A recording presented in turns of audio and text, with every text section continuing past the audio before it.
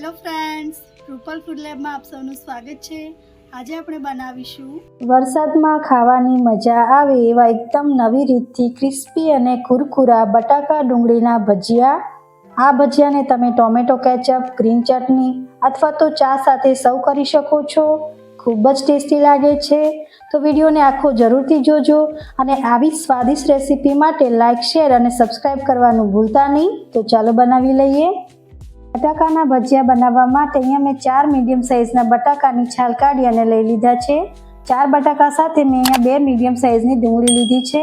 તો હવે આપણે ડુંગળીને કટ કરી લઈશું। તો વચ્ચેથી આવી રીતે કટ કરી અને તેને આપણે આવી રીતે સ્લાઇસમાં કટ કરવાની છે। તો તમારાથી બની શકે એટલી તમારે પતલી પતલી તેની સ્લાઇસ કટ કરી લેવાની છે। અહીંયા જો તમને ડુંગળી વધારે ભાવતી હોય તો તમે ભજીયામાં એકાદી ડુંગળી વધારે પણ એડ કરી શકો છો। તો અહીંયા મેં બધી જ ડુંગળીને આવી રીતે લાંબી લાંબી સ્લાઇસમાં કટ કરી લીધી છે।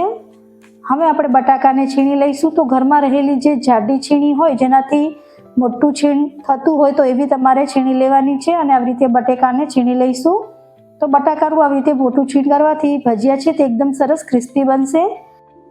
તો અહીંયા મેં 4 બટાકા હતા તેને જાડી ખમણીથી છીણી લીધા છે અને અહીંયા મેં 2 લીલા મરચાં લીધા છે। તો આ મરચાં છે તે વધારે તીખા નથી, મીડિયમ એવા તીખા છે।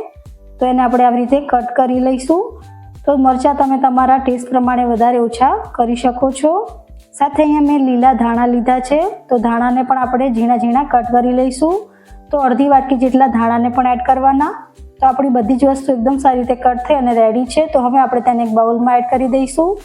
તો બટાકાનું છીણ, ડુંગળીની સ્લાઇસ અને જે આપણે લીલા કાપેલા ધાણા અને મરચાં છે તેને પણ એડ કરી દઈશું। હવે આપણે તેમાં થોડા મસાલા કરી લઈશું। તો 1 ચમચી જેટલું મીઠું, ચપટી જેટલી હિંગ, અડધી ચમચી જેટલી હળદર, 1 ચમચી જેટલું ધાણા જીરું પાવડર અને 1 ચમચી જેટલું લાલ મરચું પાવડર એડ કરીશું।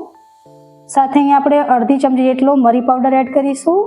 અડધી ચમચી જેટલા મેં અહીંયા અજમો લીધો છે। તો અજમાને આપણે હાથેથી એકદમ સારી રીતે મસળી અને એડ કરી દઈશું।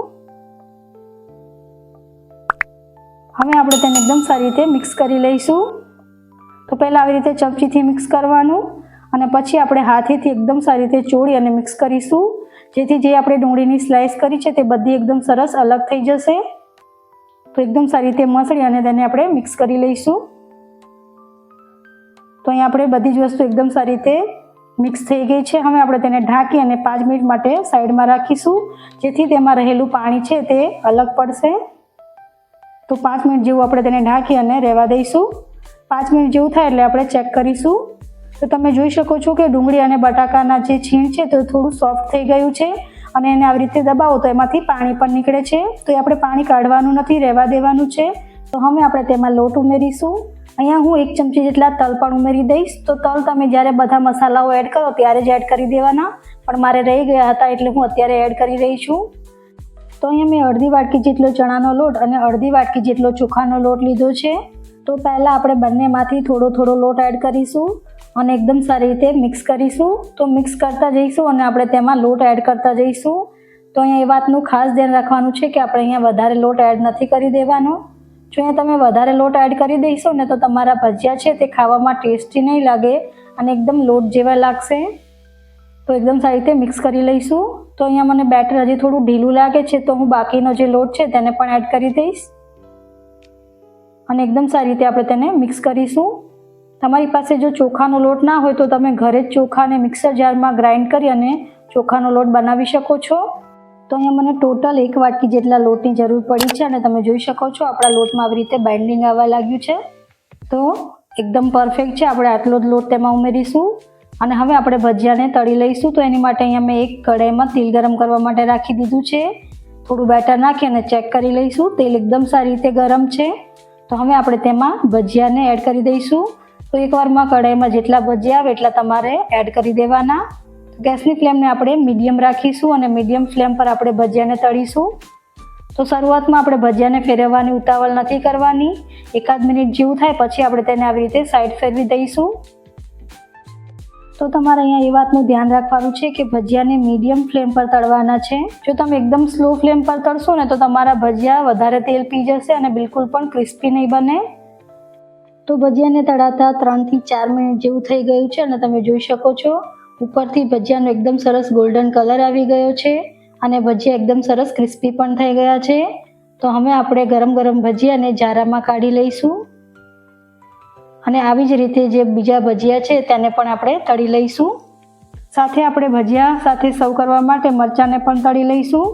તો ભજીયા સાથે મરચાં ખૂબ જ ટેસ્ટી લાગે છે. તો આપણા મરચાં પણ તળાઈ અને રેડી છે. તો હવે આપણે ગરમ ગરમ ભજીયાને સર્વ કરીશું. તો તમે અવાજ પરથી જ જોઈ શકો છો કે આપણા ભજીયા છે તે કેટલા સરસ ક્રિસ્પી બન્યા છે. તો હું આ ગરમ ગરમ ભજીયાને કાપેલી ડુંગળી, ટોમેટો કેચઅપ અને જે આપણે મરચાં તળીને રાખ્યા છે તેની સાથે સર્વ કરી રહી છું. તમે આ ભજીયાને ગરમ ગરમ ચા કે પછી ગ્રીન ચટણી સાથે પણ સર્વ કરી શકો છો. એકદમ ટેસ્ટી એવા ભજીયા લાગે છે. તો આ વરસાદમાં આ ક્રિસ્પી અને કુરકુરા કાંદા બટાકાના ભજીયાની રેસીપીને એકવાર જરૂરથી ટ્રાય કરજો. જો રેસીપી સારી લાગે તો લાઈક અને શેર કરી ચેનલને સબસ્ક્રાઈબ કરવાનું ભૂલતા નહીં. આવી જ એક નવી રેસીપી સાથે ફરીથી મળીશું. Thank you for watching.